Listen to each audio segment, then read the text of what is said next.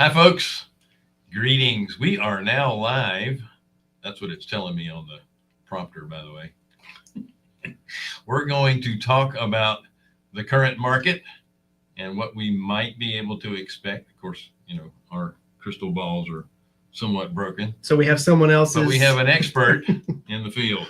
That's right. That's right. And we'll talk about that right after this.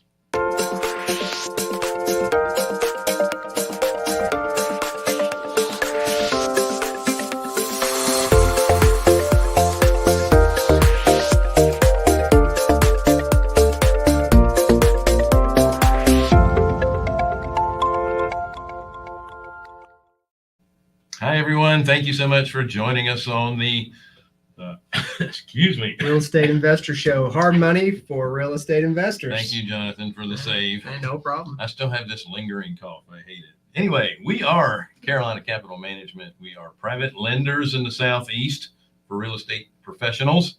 If you are interested in us looking at one of your projects, then go to carolinahardmoney.com. Click on the Apply Now tab. If you're a passive investor looking for passive returns, click on the Accredited Investor tab. Don't forget to like, share, subscribe, hit the bell, and don't forget about Wednesdays with Wendy.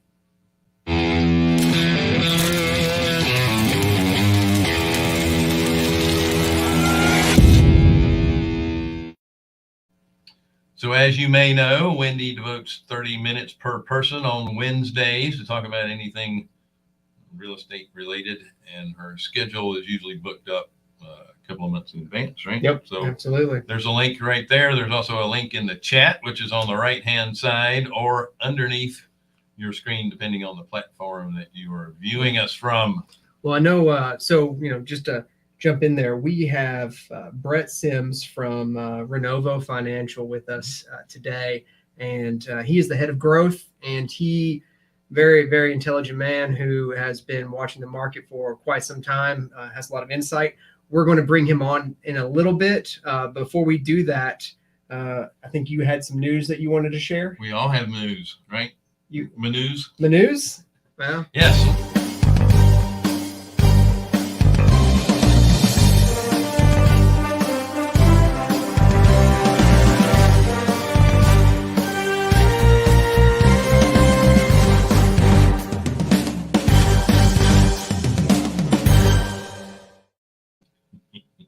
As we made fun of last week, our breaking news, our intro is so long that the breaking news is no longer breaking.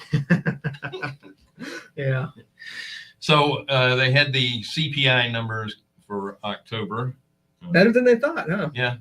So that when I left for work this morning, the futures in the stock market were up like 800 points because, they're assuming the Fed's going to pause a little bit on the rate hikes. I don't believe so. Frankly, I'm seeing in my brain, my prognostication. Prognostication. There you go. Yeah. Man, I'm having a tough time. It's all right. That's why I'm here. I'm thinking that the Fed rate is going to be what the inflation rate is before they stop. I think that they're going to exceed it. Could be. Yeah. Okay. But that said, the numbers are a little bit better. Used cars went down a little bit, which is nice. But the energy, food, all that still keeps going up. Yep. Produce has gotten the inflation rate on produce has gone down, but the inflation rate on staples, cereals, pastas, that kind of stuff, that's going up. Yeah. So if you look at it, more people with more money buy more fresh produce because it costs more typically. Yeah. And the people with less money are getting the ramen noodles and that kind of stuff. Yep. And who's getting hit worse? It's the people with less money because those things are going up. Yeah, they have the highest markup margins. Yeah. It's a shame. And, you talk about the jobs, they were higher than they thought, which I think the bright point was, I think it was it hospitality and retail were some of the bright points in the jobs report. Yeah. Well, there's a lot of pent-up demand since the pandemic, so people are still traveling and stuff. All right. Well, cool. Well, also, real quick, Redfin shut down their home flipping business. Those companies like Zillow and Open Door. They were not really home flippers. They just got into it because there were high margins. Yeah.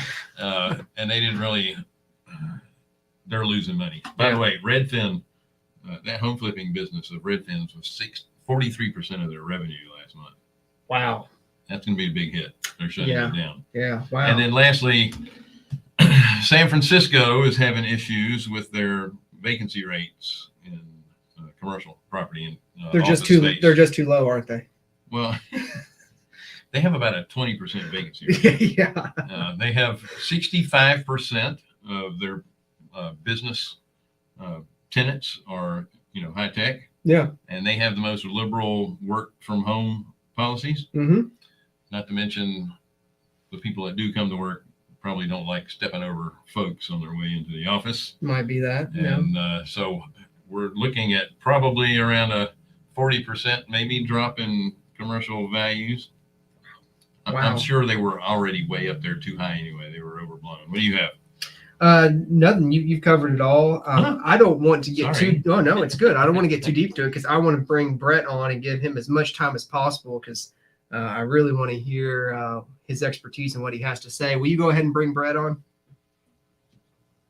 Brett, thanks so much for joining us. Thanks for having me. It's good to listen to you guys and run through some high-level numbers that came out today. Interesting morning. Yeah, it really is. It really is. Well, like we said, Brett is with Renovo Financial. He's the head of growth. You've been there for some time now, haven't you? I joined right at the end of 2019. So right in 2019. Coming up on 3 years. We've experienced a lot of growth.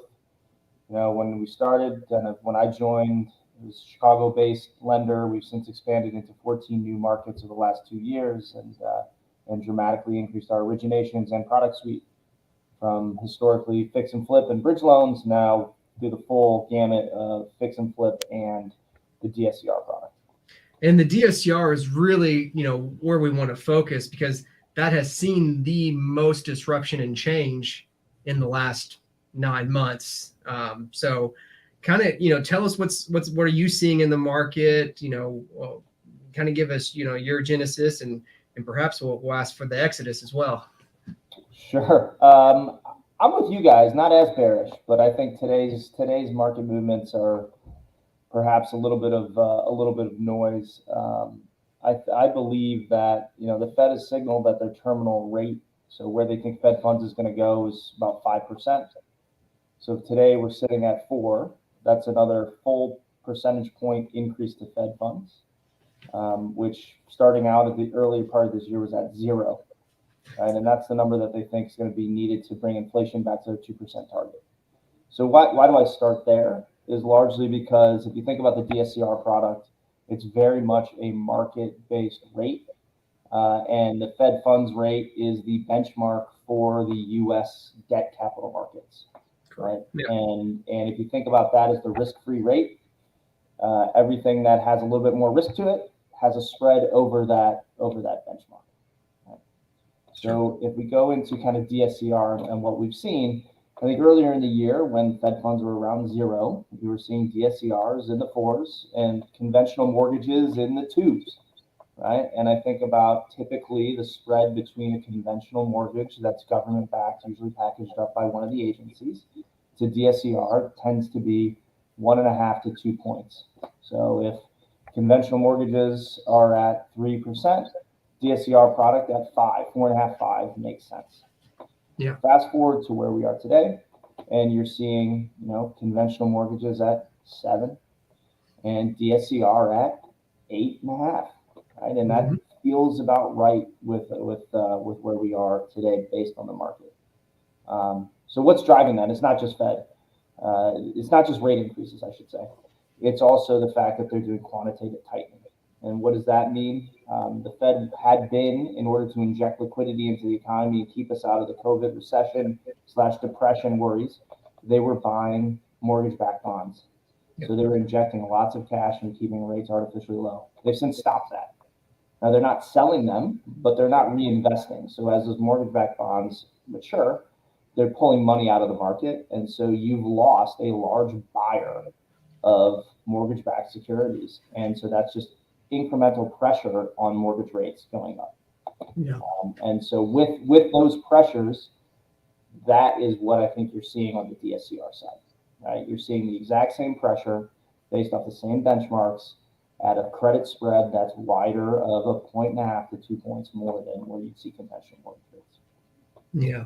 And, one of the biggest pains that, that real estate investors that I've noticed are seeing right now is, a lot of these people, they do, fixed to rent. So they go in and they buy it, and fix it up to stabilize it and put a tenant in there. Well, that process sometimes can take up to a year to achieve that.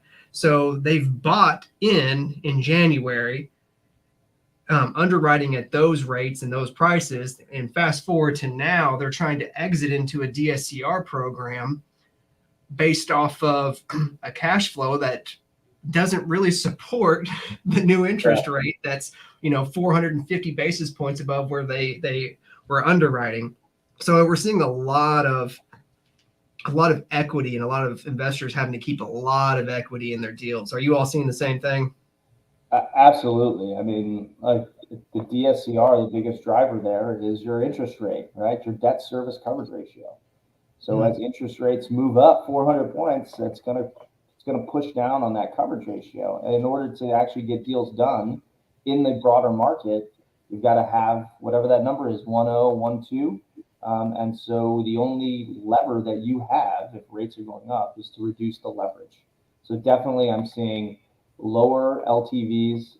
I'm seeing people that, are having maybe to bring money to close, whereas that wasn't the case when it was originally underwritten, or that investment was kind of penciled out.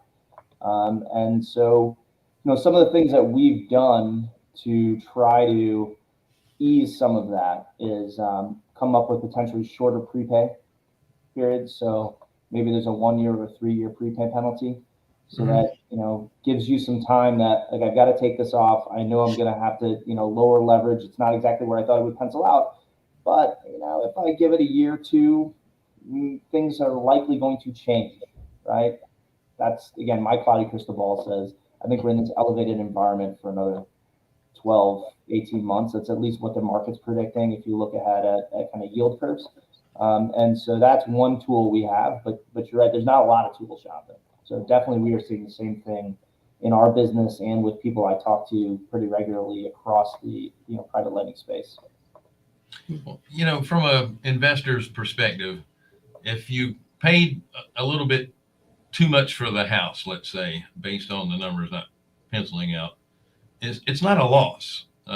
If you have the wherewithal, and by the way, when you do these deals, if everything has to pencil out perfectly, and for you to make money on this thing, you shouldn't be buying the deal in the first place.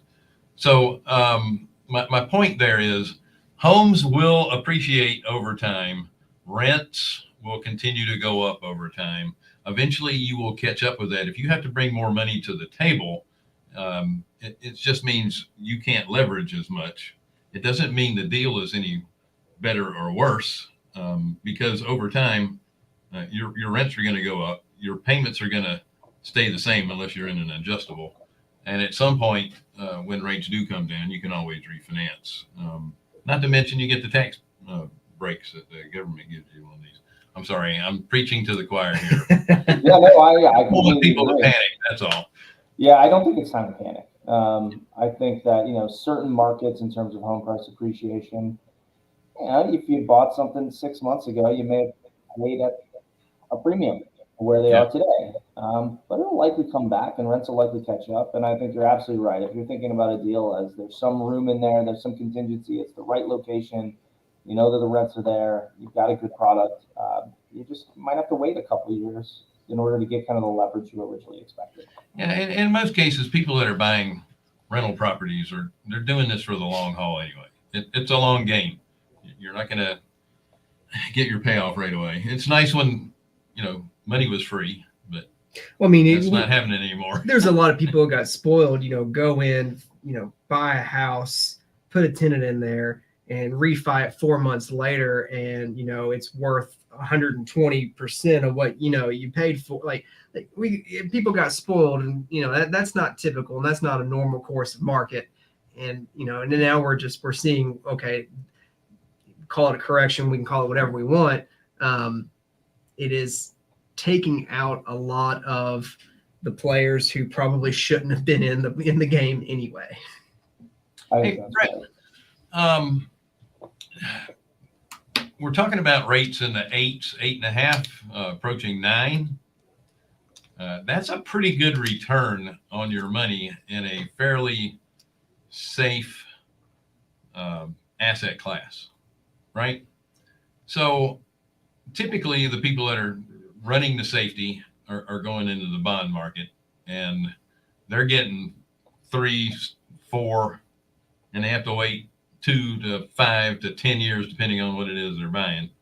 Do you see a lot more private capital coming into the DSCR business versus how it's been working now? Because we've seen a lot of capital exit the DSCR business. Yeah, I think that's a really great question. I think what you're seeing is probably a net outflow. However, there's new entrants coming in, right? So if you think about where do these DSCR products end up? They end up in basically the same places that the regular QM mortgages and non-QM mortgages go, right? So they end up in securitizations that become bonds that are then sold to pension funds and other large investors, insurance companies. They end up with asset management firms that are placing them in specially managed accounts for the same large institutional investors. And that's the liquidity behind the market. And that's why, frankly, I think we as the U.S. have the best mortgage market in the world, is because we have this liquidity and we figured out how to tap into these. So what I think you're seeing some players exit, notably a huge one, the Federal Reserve, which is putting pressure. But you're also seeing investors that when these things were 2-3% bond yields, they couldn't make the returns for their investors. And so those guys are coming back into the market, and unfortunately at the moment not filling the hole of the Fed and banks that have exited, but there's still liquidity in the space. Mortgages are still getting done. They're just having to clear at a higher price. And it literally is a supply and demand building exercise where you suck some demand out. And so supply has to change in order to equalize. And part of that is increased rates. Well, we do have you're correct about the liquidity part, but I think it could be offset too by the slowing in the housing market anyway. There's going to be there's less supply there, right? How many people are refining now? Right? So refi's down 85% year over year. I think that's what it is. Yeah. Well, if you're refining, it's because you need cash. Yeah, you're in a bad spot. Yeah. Well, not necessarily. Yeah. You could. There's a lot find of another investment yes, that's true. Improvements to increase your investment value and that kind of thing. But that's true. You're going to be paying more for that. But it's a tough time to be in the mortgage origination business if you're on the conventional side. That's for sure. Mm-hmm. Yeah. So I'm sorry I keep asking you to put on your what do you call it? The hat that's made out of tinfoil, or looking at your crystal ball. Yeah. So what are you seeing? We'll call it 6 months and then a year down the road, as far as the liquidity. What are you and Renovo planning for? Kind of what's your how do I talk to our sales force about this? Yeah. I coach them that they should coach their clients to hit the bid. If you have a deal, it looks okay, don't try and wait and think rates are coming back down. Take the money now. Depending, most of these guys are in it for long haul wealth creation. If you think, you might be benefiting from a shorter prepay because you want to make that bet, that's fine. Pay a little bit more for that, but take the deal now. I think, again, they've clearly said, the Fed has said that their terminal rate is 5%. There's going to be more increases to the Fed funds, which is going to put pressure on interest rates. Now, we've got the supply and demand balance. So does it actually go 1 for 1? I don't know. but I would be willing, I'm taking the bet that rates are going to continue to go up on this product and otherwise in the market, at least for the next, call it 6 months. So I'm counseling our team to have those conversations with their clients and to talk about, how we can be a partner and think through penciling out deals and what are options.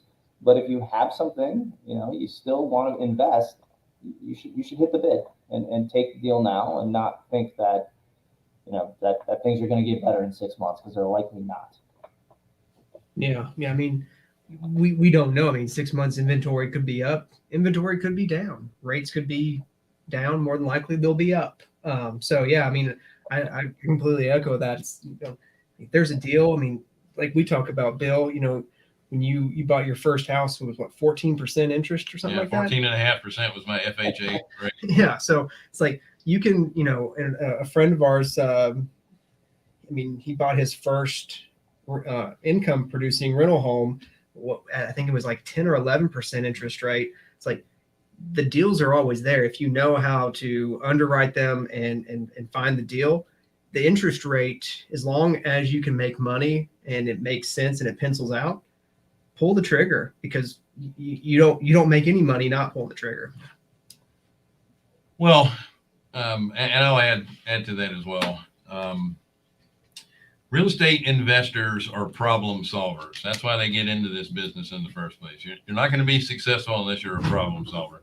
You're going to make your money on the buy in the first place. And all real estate investors, professional real estate investors, make their money when they purchase the property in the first place. Yeah. So they're always out there looking for the deal. Part of what will happen eventually is that the sellers in the retail market will finally start catching up with the actual market. Yeah. Now, Brett, I wanted to ask you this question, because we know, the Fed is out and we're, being filled in with, more or less private capital or outside capital, which is not quite filling the void. Even if we can get to a point where the volume of that can pick up, do you see rates on the DSCR program declining, even if we can get more liquidity into this niche market? That's a very good question. There, my crystal ball is broken. I actually don't know. I mean, there's so much volatility going on, and you've got two things that are really working not in a perfectly correlated. So one is the liquidity. So yes, Jonathan, on that hand, if you get more liquidity, and it's a similar story to where we were a year ago. Rates are falling because there's more people chasing the same deal. But on the other hand, you've got credit spreads that are widening. And when I talked about historically, call it 1.5 to 2 points higher than where conventional mortgages are. Right now, they've been pushing up. And so there's a risk adjusted return that a lot of investors are looking at, and sometimes they're at odds. And I'll say, you see, again, real estate is very local. Your investors know their markets, and not all markets are created equal. But when there's a headline every day about home prices depreciating and issues in certain markets, tends to push credit spreads wider, because we get painted with the same brush. So I don't exactly know clearly what's going to happen, but I think there's a lot of factors that I like to look at, and that's benchmark rates. That's what does kind of where are deals getting done in the market? What is the credit quality of those deals? Where are we seeing kind of leverage levels tighten up to? And then it's at the end of the day, it comes down to investor appetite, because of all the products in our suite, the DSCR product is so much driven by the market, and it's a relatively transparent market. Yeah, well said. Well, I mean, you have people that still could get, as I was talking about, these retail sellers figuring out that the market has dropped. You could also add in a subject to current financing. That doesn't help us in the mortgage business because we're not getting any financing out of it. But at the same time, those can be a little bit difficult because they're only going to fit the right person, because the person selling the home, if you're doing a subject to the existing financing, they can't qualify for another loan because that old loan is still in their name. Yeah, that's true. So it's got to be somebody that makes a lot of money and doesn't matter, and they need to go. No. And at the same time, they're going to be buying a house that their rate's going to be much higher. So they have to think about that too. No. But if you have to sell, you have to sell. And there's deals out there. And that's why I said we're problem solvers. No. And it's just a cycle. That's right. Well, Brett, I know we're running out of time here, but I wanted to give you the floor. Anything that we didn't ask or you think is important or needs to be touched, please let us know, because we appreciate your expertise. You see a lot more than we do and a lot more globally. So anything you have to share is always appreciated. Sure. Well, I think this is a great conversation. I appreciate you guys having me on the show. The one thing I would reiterate, again, how I'm counseling our team is hit the bid. I don't know any other better way to say it. If the deal is there, the deal makes sense. Don't think it's going to get better. I think the same comes true what we're telling our flipping clients of, if you got an offer in hand, it might not be exactly where you want it to be, but it's an offer. You should think about kind of taking that. So that's what that would be my parting words. Excellent. That's the word or the phrase of the day would be hit the bid. Yeah, we talk about that all the time with some of our flipping clients that will step over a dime to pick up a nickel, thinking that they're going to get a better offer, but they end up spending more money because it takes them longer to get it sold. Yeah. Oh, and I did have one more question. So between and you correct me if I'm wrong here, but I think more or less between May and now, I suppose, we've seen a huge increase in bridge loan and bridge, and borrowers getting bridge loans, more or less to, basically get an interest only rate to see what the market's going to do to buy themselves time. Are you all still seeing an increase on your bridge loan side, or has that slowed down?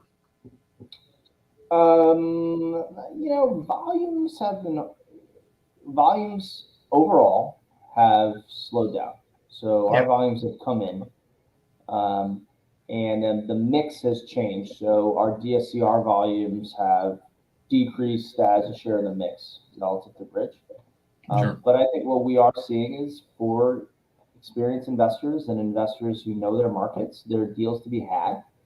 And at this point, it's really we're focusing on kind of credit quality and people that we want to work with, and people that understand how to get out of a problem if they were to get in one, and are being very smart and selective. And so I would say some of that volume coming in isn't necessarily because there aren't deals to be had. It's because our investors who were doing 10 flips a year are now saying, you know what, I only need to do 5 and I'll be okay. I want to be very selective with how I approach this given over the coming year. So there's also a lot of noise. Inventory levels, we have an aging housing stock. Home builds have been the lowest level since pre-crisis. So we're bullish on the market. I just think now is not the time that we're going to be setting sales records, and that's okay as we work through some of this uncertainty. Sure. Exactly. And if that's across the board. Everyone I've talked, inventory and production has slowed down for everyone that we've talked to. It's going to, again, increasing rates, decreasing housing stock. It's tough. You have more people trying to fight for the same product with higher rates to get it. Yeah, of course it's, we're going to see a slowdown. I hate to say it, but it's a lot like the weather. When it's cold on the West Coast, it's warm on the East Coast. We've had record low rates. We've had record high sales. We've had record high prices. It's got to come back down to earth a little bit. So hopefully the pendulum won't swing way too far, but it's got to get more realistic, and it wasn't sustainable. So I'm kind of happy to see it slow down. And I think you're also going to see a shakeout in investors and lenders, right? So the guys who are in it was really easy to paper over problems when home prices were riding a rocket ship, right? Now you're going to see the real people who know what they're doing, how to solve problems from both the lending side and the investor side. And I think that will be, in the end, good for the industry, but it might be a little bit painful. Yeah. You're like, we've already, didn't Sprout close its doors? Yeah, they did. Yeah. And there's been several others. There's been mass layoffs across the board from a lot of places. So yeah, you get to see who is prepared and ready to weather this storm. And I can, I can tell you we are, and I know Renovo is. They've positioned themselves quite well for this. Thank you. Brett, thank you so much for joining us. I really appreciate you throwing some knowledge on our guests. No problem. Anytime, guys. It was my pleasure. Awesome. All right. Thank Take care you. of yourself. Folks, Yeah. thank you so much for joining us on the Real Estate Investor Show. Hard money for real estate investors. We are Carolina Capital Management, private lenders in the Southeast for real estate professionals. If you would like to, if you'd like us to take a look at one of your projects, go to carolinahardmoney.com and click on the Apply Now tab. If you're an accredited investor looking for passive returns, click on the Accredited Investor tab. Don't forget to like, share, subscribe, hit the bell, and don't forget about Wednesdays with Wendy. See you guys next week. See y'all.